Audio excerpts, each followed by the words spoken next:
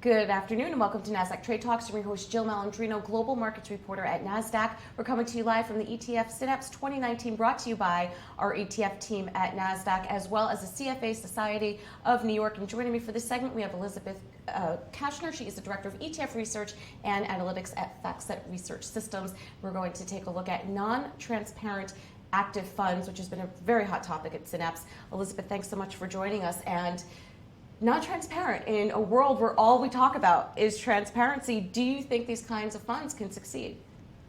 That is a great question. Thank you for inviting me. You're welcome. So I think these funds do have a chance to succeed, but I think they will really have to adapt to a very tight and saturated and competitive ETF marketplace. Mm-hmm. And do they, so they don't report holdings, or do they have to do it on a schedule, or how does that work? So they'll report quarterly, as most actively managed mutual funds do, but that's a big change for the ETF marketplace, where we are used to seeing full publication every day at minimum of what's in the basket, but most conventionally in the industry, a full portfolio available online before the market opens on a daily basis. Right, so it's in some sense, for the ETF industry, going to a non-transparent structure is a giant step backwards. Right. So, if you are a fiduciary, particularly if you are a financial advisor, and you're working with ETFs in your portfolio, the assumption is that you are doing due diligence on, what you have invested in on your behalf, on your client's behalf. Being able to see the constituents of a fund is a key due diligence tool. Even if advisors don't think about that on a daily basis, when there's a sharp turn in the markets, that's the first question everybody asks: is what is my exposure? Right. So to give up that tool is a pretty significant step backwards in terms of ETF due diligence. However, the trade-off that active management is proposing is, give me a little bit of shelter and I will give you outperformance. That's a bargain that has not worked all that well in the mutual fund space, where on the whole we see chronic underperformance relative to the benchmark, but it is not impossible. Right. Is that why passive continues to take market share from active, because they're not outperforming their benchmarks? Well, they're rather deliberately performing exactly in line with their benchmarks, generally just a little under because of fees. Right. And I think fees are really a major driver here. So, absolutely, investors being sick of looking for outperformance and receiving underperformance has led so many to believe that the odds-on bet is to simply broadly mimic the market, frankly, and get on with their lives. Right.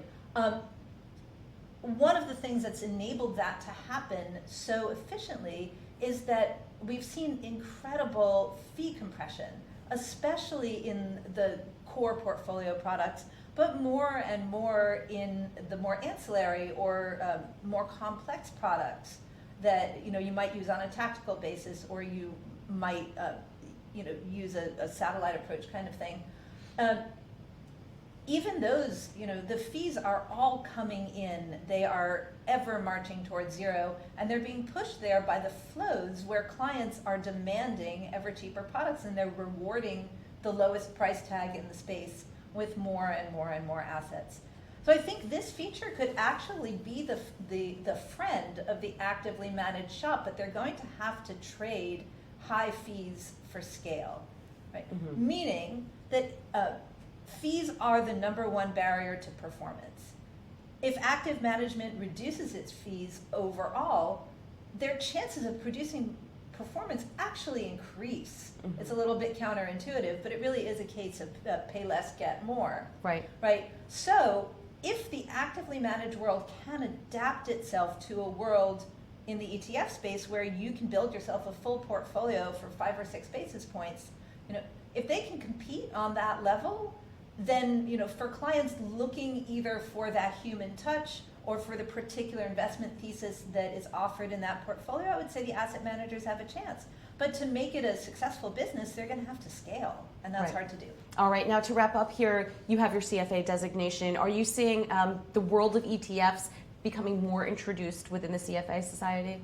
What a great question. So, first of all, I really want to shout out to the CFA Society for taking such an active stance on ETF education. In 2015, we did see the publication of a manuscript, about a 100-page book, really A to Z about ETF education and getting you up to speed. I did have the privilege of editing some of the Level 2 curriculum that's going to be introduced this year for specifically focusing on ETFs. That's encouraging. Yeah, I was really glad to see the society digging in hard because there's no question that charter holders of the future are going to need to know an awful lot about the ETF marketplace. It can't be ignored any longer. All right, Elisabeth, thanks so much for joining us on Trade Talks.